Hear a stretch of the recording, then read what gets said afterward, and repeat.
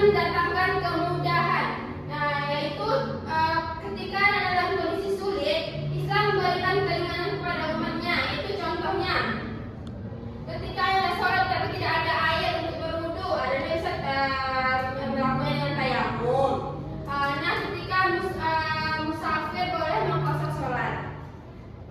Nah, jadi kaidah yang selanjutnya yaitu ad-daru yuzal, yaitu kemudahan harus dihilangkan. Nah, itu segala sesuatu yang membahayakan diri sendiri maupun orang lain yang harus dihindari. Contohnya, tidak membuang sampah sembarangan, menjaga kesehatan dan keselamatan.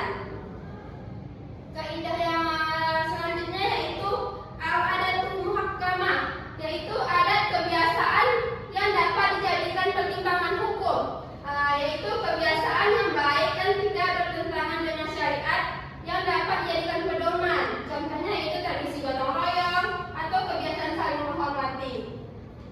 Jadi itulah 5 kaidah dari al-qawaidul khamsah. Jadi ibu akan membagi Ananda menjadi 3 kelompok, yang dimana ibu ada 3 kasus. Kelompok pertama, kedua, dan ketiga. Nanti Anda dapat mempresentasikan hasil diskusinya.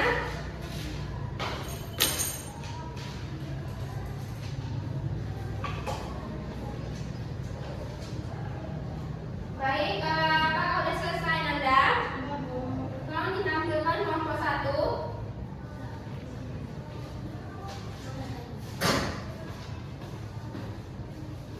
Assalamualaikum warahmatullahi wabarakatuh. Ini hasil dari tesis satu Ibu.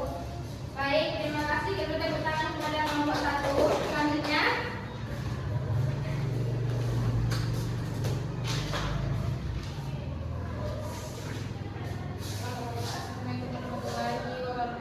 Waalaikumsalam warahmatullahi wabarakatuh. hasil dari kelompok 2, Bu.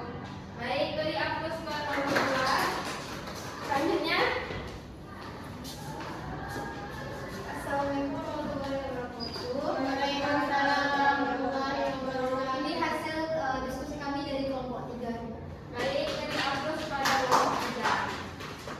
Baik, jadi jawabannya semuanya betul. Ibu ada 1 kasus lagi, yaitu di mana ada 2 orang yang sedang berpuasa, tetapi orang pertama itu emang niatnya berpuasa atau mengganti puasa di Ramadan.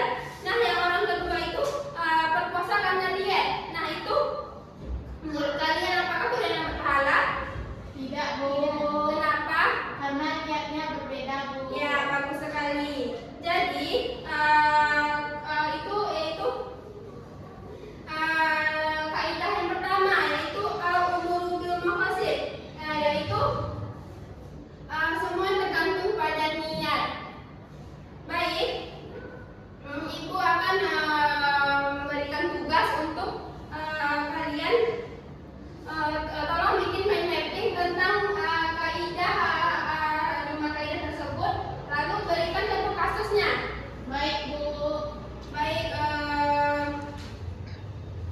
jadi siapa yang dapat menyimpulkan pembelajaran kita hari ini?